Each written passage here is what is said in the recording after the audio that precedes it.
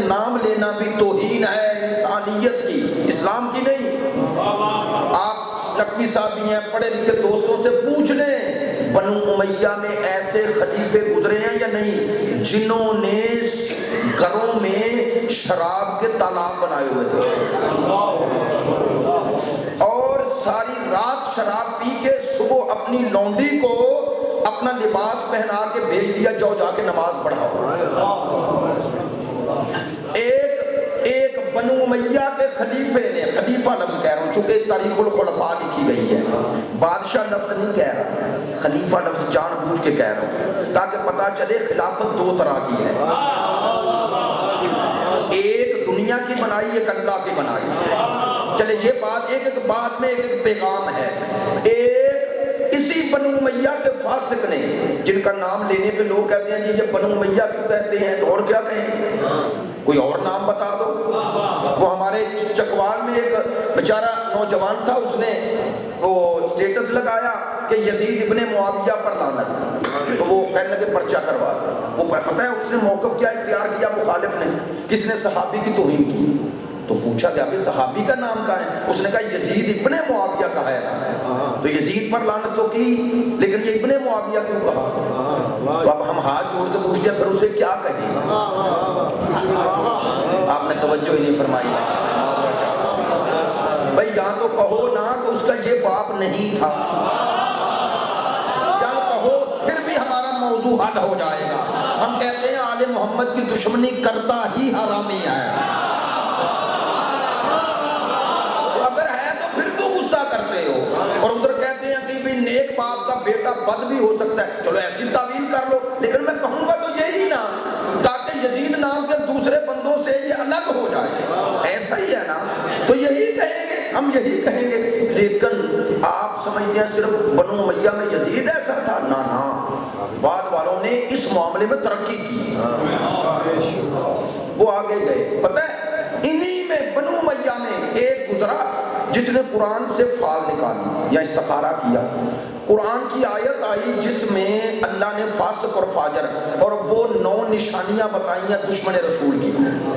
اس نے کہا قرآن سے کہ تو مجھے دھمکیاں دے رہا ہے، کہتے ہیں تیر کمان لیا اور قرآن کو تیر مارنے شروع کر دیا۔ یہ تاریخ الخلفاء پڑھیں، ترجمہ ہو چکا ہے۔ تو اب شاہ صاحب کوئی تھوڑے ہی ایسے کہہ رہے ہیں، وہ فرما رہے ہیں کہ ایسے خلیفوں سے دین کو کیا عزت ملے گی، ایسا ہی ہے۔ چلے بنو امیہ سے نکلے بنی عباس میں چلے جائیں، ان کا کردار کیا بنو امیہ سے کم ہے؟ ماشاءاللہ صحیح فرما رہے ہیں، اس سے بھی کئی گنا بدتر، یعنی آل محمد پہ دشمنی چھوڑیں، ظلم چھوڑیں، ذاتی کردار ان کا ذاتی۔ اسی بنی عباس میں سے ماشاءاللہ میں لاہور میں پڑھ رہا ہوں اور یہ ماشاءاللہ جہاں دیدہ دوست ہیں، جیسا کہ آپ کی توجہ ہے کہ بنی عباس کا کردار بنو امیہ سے کسی دور کم نہیں، ایک ایک ان کے خلیفے نے ہزار لونڈیاں رکھی۔ معذرت چاہتا ہوں چونکہ خواتین بھی سنتی ہیں، ہماری مائیں بہنیں، بعض باتیں نہیں کہتے ممبر سے، اتنی بھیانک، اتنی غلیظ، اتنی پست تاریخ کا یہ حصہ ہے، تو ان سے کیا دین کو عزت ملے گی؟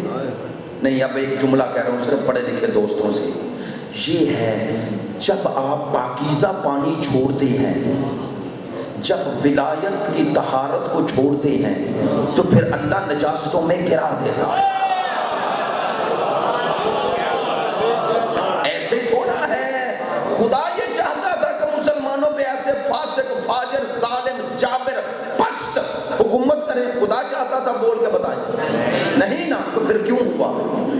پتا چلا اللہ یہ نہیں چاہتا، امت نے خود اس کا انتخاب کیا۔ یہ ہے جب آپ نے اللہ کے بنائے ہوئے نظام سے منہ موڑا تو پھر یہی ہوگا، اور یہ ہو رہا ہے اور ہوتا رہے گا۔ کب تک؟ جب تک اس سے اجتماعی توبہ نہیں کرو گے۔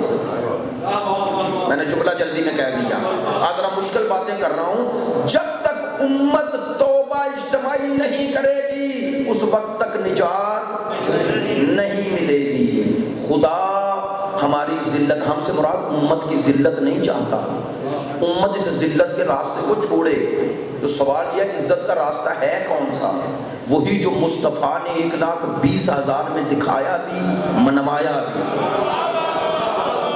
بات کا توجہ فرمانا، میں چاہتا ہوں کہ بات آج پہنچ جائے ایام فاطمیہ کی اس جگہ کی آخری مجلس، لیکن چاہتا ہوں ایام فاطمیہ نے کرنا کیا اور کیا کیا اور کیا کرنا چاہتی ہے اس کے ذریعے۔ میں نے عرض کیا بنو امیہ بنو عباس دونوں کی آپ ہسٹری پڑھ لیں، ان میں کوئی اس قابل نہیں کہ جو حدیث رسول کا مصداق بنے۔ اچھا اگلی بات، شاہ صاحب لکھتے ہیں اس سے بھی اگلا مرحلہ، فرماتے ہیں سرکار نے 12 کہے تھے، تو کہتے ہیں 12 کی تعداد سے ادھر بھی زیادہ ادھر بھی زیادہ، بنو امیہ بھی اور بنو عباس بھی، کہتے ہیں دونوں کو ملاؤ تو کئی 12 بن گئے۔ تیسری بات وہ کہتے ہیں یہ تو گزر گئے، سرکار نے کہا تھا 12 میں قیامت آئے گی۔ اب یہ ساری تفصیل کے بعد اینڈ پہ لکھتے ہیں ان حدیث برائے ما مشکلی شدہ، یہ ہمارے لیے مشکل بن گئی ہے۔ لو بھئی یہ ہے آل محمد کی حقانیت۔ مجھے علامہ نکن کا جملہ بڑا پیارا لگتا ہے، کہتے ہیں یہ حدیث ادھوری رہ جاتی اگر ہم 12 کا اظہار نہ کرتے اور دنیا کو 12 کی تعداد نہ بتاتے، کہتے ہیں امت ہمارا شکریہ ادا کرے۔ ہم نے حدیث رسول کے ایسے 12 پیش کیے ہیں جن پر صرف اپنے ہی نہیں غیر مسلم بھی فخر کرتے ہیں۔ بتاؤ یا بتائیں کہ ایسے ہیں یا نہیں؟ توجہ فرمائیں گے، توجہ فرمائیں گے، میرے ساتھ رہیں گے، میں جملہ کہنا چاہ رہا ہوں، توجہ فرمائیں گے۔ یہ 12 کی تعداد جو ہم بتا رہے ہیں، اب امت کے پاس تو وہ 12 کی تعداد پوری نہیں ہو رہی، نہیں نہ ہو رہی، نہیں ہو رہی، کیونکہ وہ آپ کی طرح تو 12 مانتے ہی نہیں۔ لے اب 12 کی تعداد پوری ہو کیوں نہیں رہی؟ تو میں ایک مثال دیا کرتا ہوں، یہ گھر میں آپ نماز پڑھ رہے ہو نا، یہ بزرگ تو بچے ہوتے ہیں، پوتا ہے نواسا ہے، دوڑ کے آتے ہیں، تسبیح اٹھا کے دوڑ جاتے ہیں اور توڑ دیتے ہیں، تو وہ توڑ کر اگر پھینک دیں اور درمیان سے نکال دیں تو آپ نے خود نہیں توڑی، آپ کو پتہ چلتا ہے یہ پہلا سرا یا آخری؟ نہیں، پتہ ہی نہیں، چونکہ آپ نے تھوڑی توڑی ہے۔ تو پتہ چلا اگر سرا ہاتھ سے نکل جائے تو پتہ نہیں چلتا یہ پہلا ہے یا آخری۔ توجہ ہو گئی ہے، اس لیے 12 نہیں مل رہے کہ سرا نکل گیا۔ اب سمجھو کیوں اللہ نے چاہا کہ آخری بھی کعبے میں آئے۔ اللہ نے کہا سرے کو سرے سے ملا لو، آخری بھی وہی آ رہا ہے جہاں سے پہلا ہے۔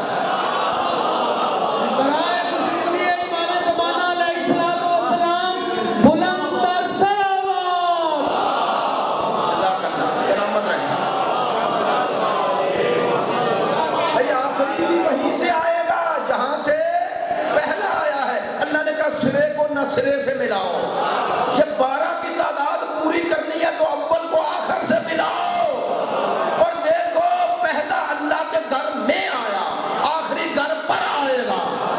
کیوں آئے گا؟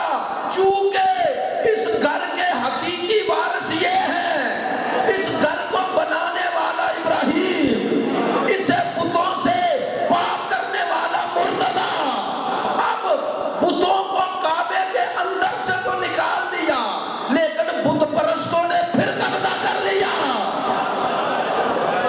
برائے خوشنودی جہاندہ معصومین علیہ السلام بلند تر صلوات۔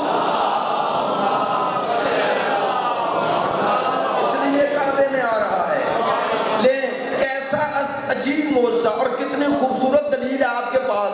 ہم سب انہی علماء کی محنتوں سے ہی بات آپ تک پہنچاتے ہیں۔ کتنی خوبصورت دلیل ہے، کتنی خوبصورت دلیل ہے۔ میں نے جو جملہ کہا تھا بس اس کی وضاحت، وقت نہیں رہا، بہت کچھ کہنا چاہتا تھا، توجہ فرمائیں، معذرت چاہتا ہوں۔ عزیزو یاد رکھو وہ آخری آ رہا ہے۔ میں نے دعویٰ کیا تھا نا بنا لو، کوئی نہیں بنا سکتا۔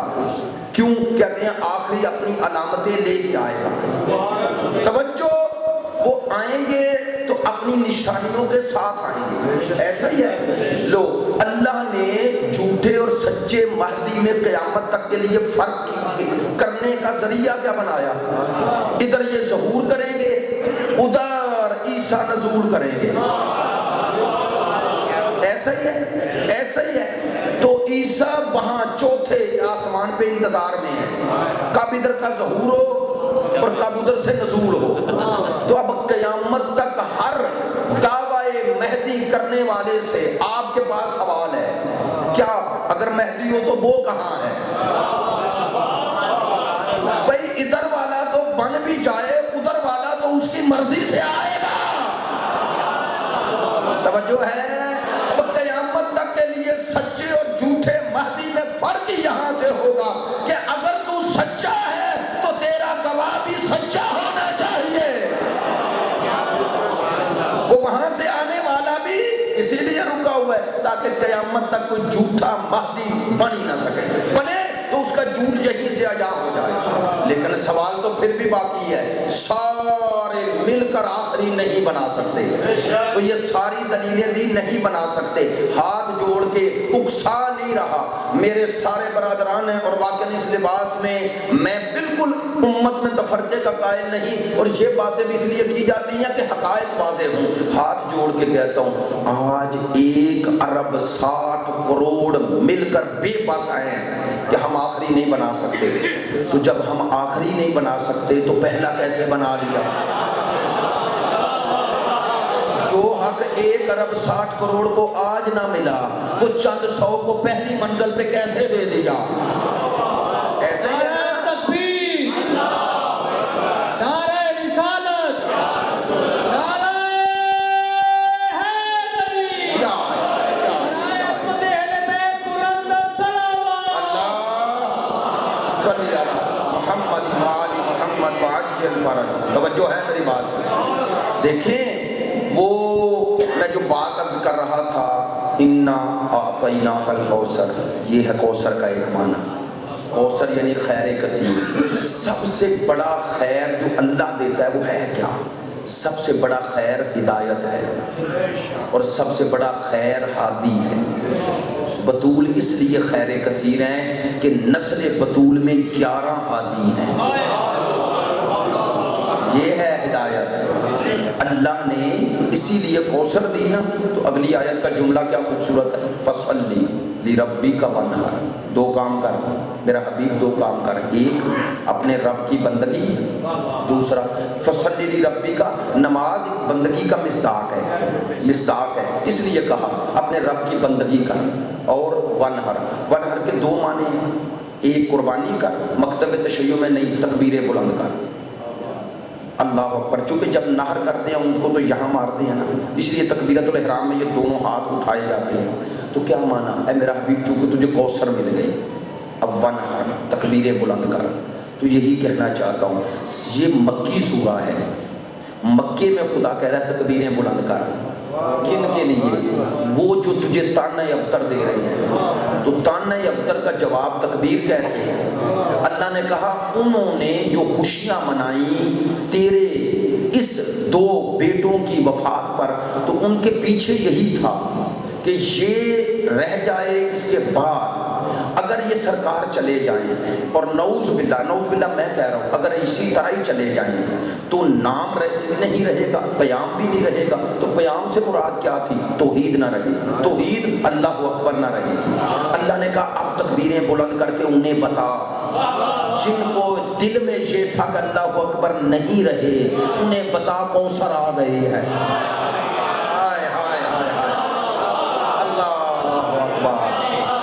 بتا کوثر آ گئی ہے۔ جب کوثر آ گئی تو اب محافظ پیام توحید آ گئی۔ اللہ اکبر رہے گا چونکہ یہ آ گئی۔ اچھا چونکہ یہ آ گئی، پیام توحید کی محافظ بن کے، پیام توحید کہہ رہا ہوں، میرے ایک لفظ پہ غور کرنا ہے، پیام توحید کی محافظہ، اور اس کی نسل بھی اسی توحید کی محافظہ۔ اچھا اب اللہ نے آخری آیت میں ہمیں خبر بھی دے دی، اِنَّا شَأْنِيَكَ هُوَ الْأَبْتَرُ، تیرا دشمن ابتر ہے۔ علماء سے پوچھ لے، اللہ نے یہ نہیں کہا میرا حبیب تو ابتر نہیں، کہا تیرا دشمن ابتر ہے۔ علماء فرماتے ہیں اسے جواب کہتے ہیں، لیکن جواب میں ادھر والے کا نہیں ادھر والے کو خبر دی جاتی ہے کہ جس نے طعنہ ابتر دیا وہ ابتر ہے، تو اس کا مفہوم تو یہی ہوگا کہ تو ابتر نہیں وہ ہے۔ تو ایک ہی آیت میں 2 کام ہو رہے ہیں نا، ایک یہ کہ مصطفیٰ تو باقی رہے گا، ایک مصطفیٰ تیرا دشمن نہیں رہے گا۔ تو تیرا دشمن کیوں نہیں رہے گا؟ چونکہ کوثر آ گئی۔ تو کیوں رہے گا؟ چونکہ کوثر آ گئی۔ آپ نے توجہ فرمائی ہے، ماشاءاللہ توجہ فرمائی ہے۔ کہہ دوں بطول کہتے ہی اسے ہیں جو ایک ہی وقت میں خدا کے رسول کے بچانے کا اور دشمن رسول کو مٹانے کا سبب بن جائے۔ برائے خوشبو دیے جناب سیدہ سلام اللہ علیہا بلند تر صلوات۔ اللہ صلی علی محمد، یہ ہے سیدہ۔ اچھا، اِنَّا شَانِئَکَ هُوَ الْأَبْتَرُ، بس آخری جملہ تاکہ یہ حق بھی ادا ہو جائے۔ تیرا دشمن ابتر ہے، تو نہیں، چونکہ کوثر آ گئی۔ اب ہم نے دونوں مصداق پڑھنے نہیں دیکھنے ہیں۔ اس آیت کا معنی پڑھو نہیں دیکھو، کیسے دیکھو؟ ابھی میں نے بنو امیہ بنو عباس کا ذکر کیا۔ نوجوان پڑھے لکھے دوست تمام میری بات کی گواہی دیں گے۔ بنو امیہ اور بنو عباس کی حکومتوں کا دائرہ پاکستان جتنا تھا، انڈیا جتنا نہ، ماشاءاللہ۔ ایک حد ایتھوپیا، وہ افریقہ، دوسری حد اسپین جسے اندلس عربی میں کہتے ہیں، اسپین یورپ، تیسری حد یہ ایران، چوتھی حد وہ مشرقی یورپ، تمام ریاستیں۔ تو کہہ سکتا ہوں نا 3 بر اعظموں پہ حکومت کی ہے بنی امیہ اور بنی عباس نے، ان کے ممالک پہ، بر اعظم یورپ، بر اعظم افریقہ، بر اعظم ایشیا، ایسا ہی ہے نا۔ تو 3 بر اعظموں میں حکومت کی۔ بنو امیہ کی حکومت ہی 100 سال، دوسروں کی 100 سال سے بھی اوپر، ایسا ہی ہے۔ تو جن کی اتنی بڑی حکومت کے دائرے تھے ان کی قبریں تو جگہ جگہ نظر آتی۔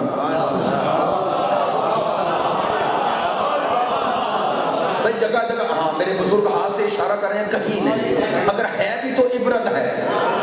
ایسا ہی ہے نا، کوئی ان قبروں پہ جانا اپنے لیے سعادت سمجھتا ہے؟ نہیں نا۔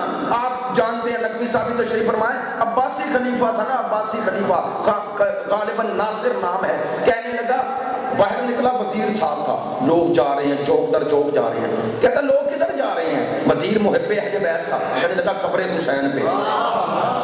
کہنے لگا لوگوں کو کیا ہے، کیوں جا رہے ہیں؟ اب اس نے جواب دینا تھا، کہنے لگا آپ اتنے بڑے بادشاہ، اتنے بڑی آپ کے پاس حکومت مملکت، آپ کی 3 بر اعظموں پہ آپ کے باپ کی ادھر ہی قبر ہے، اسے ذرا آباد کریں۔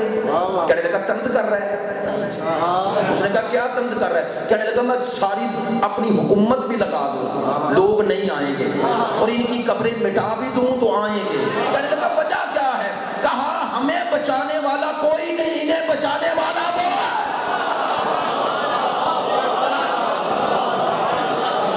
وہ چاہتا ہے اب آئے میں دونوں مثالیں ایک جگہ دوں۔ ان شانئک هو الابتر، تحقیق تیرا دشمن ابتر۔ لو بنو امیہ اور بنو عباس کی آپ نے میری بات کی تائید کی، کہیں قبریں باعث زیارت نہیں، عبرت، مٹ گئی، ختم، وہ دشمن بطول، اب آؤ نسل بطول۔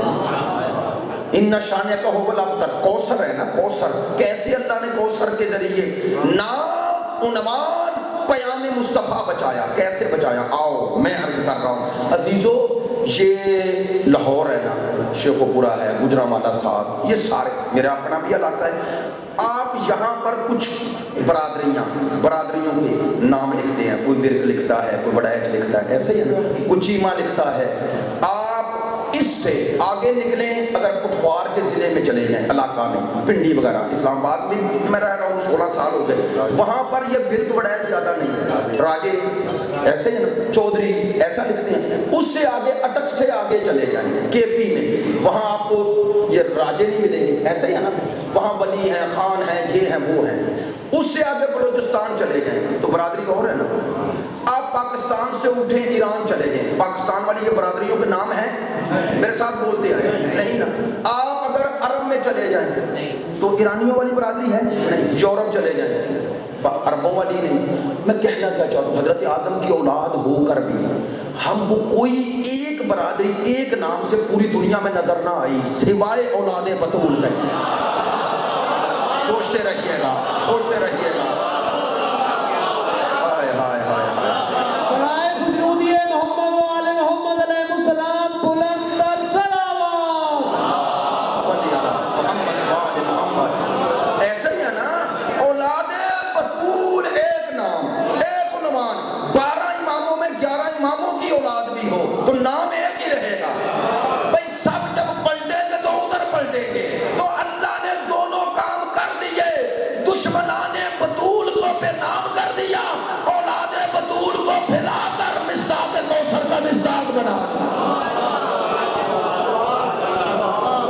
چاہا انا شانیک هو الابتر۔ اب میں ہاتھ جوڑ کے کہوں گا سادات کرام خدا کے لیے اللہ نے جو عزت جو فضل دیا ہے نا اس کے تقاضے بھی ہیں۔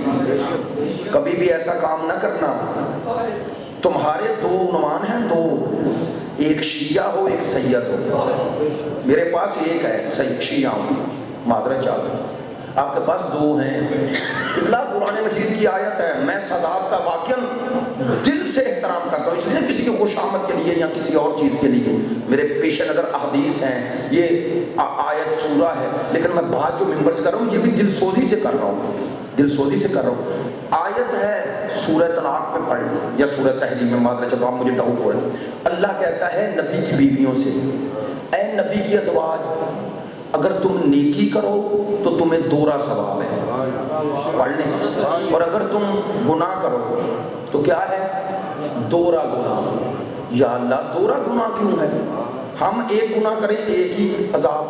اللہ کہہ رہے ہیں نبی کی ازواج نیکی کرو تو دگنا ثواب، اگر تم برائی کرو تو ڈبل عذاب۔ کیوں؟ آگے علماء نے شیعہ سنی دونوں نے لکھا، انہوں نے لکھا اگر یہ نیکی کریں گے تو دوہرا ثواب کیوں ہے؟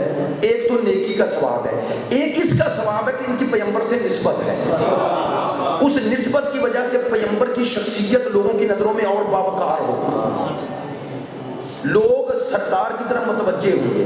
یہ ہے اللہ نے کہا اس کا بھی ثواب ہے، میرے رسول کے لیے باعث عزت بنی ہو، اس کا ثواب الگ ہے۔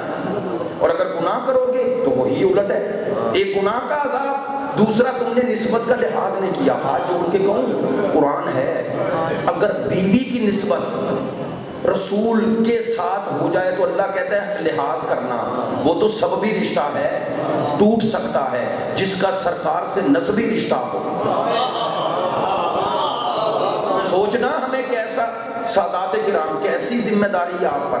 اللہ جتنا فضل دیتا ہے اتنا بڑا تقاضا کرتا ہے، ایسا نہیں ہے۔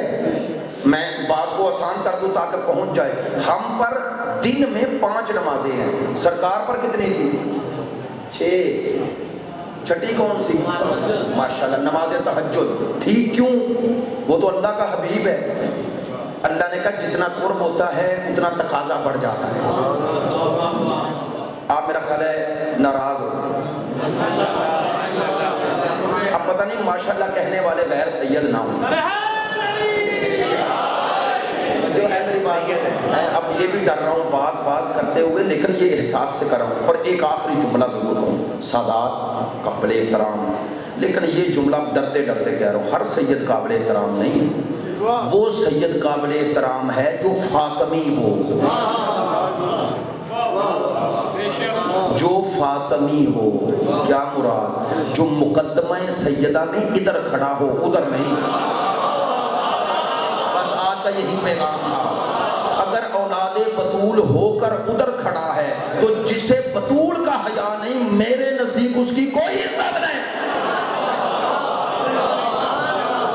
ہم سید کے ساتھ ساتھ فاطمی ہونا شرط ہے، فاطمی ہو، فاطمی صرف سید نہیں، فاطمی ہو۔ فاطمی کا مراد کیا ہے؟ یہ اصطلاح ہے، آج ایران میں بڑی خوبصورت اصطلاح، یہ اصطلاح ہے فاطمی، یعنی سیدہ کے پیچھے کھڑا ہو، سیدہ کے ساتھ کھڑا ہو، اس کے نزدیک سیدہ ہی حق پر ہے، ادھر سوچے بھی نہ۔ یہ ہے، اب اگر اولاد ہونے کا دعویٰ کر رہا ہے تو جس کی وجہ سے اسے عزت مل رہی ہے اس کی عزت کے لیے میدان میں آئے۔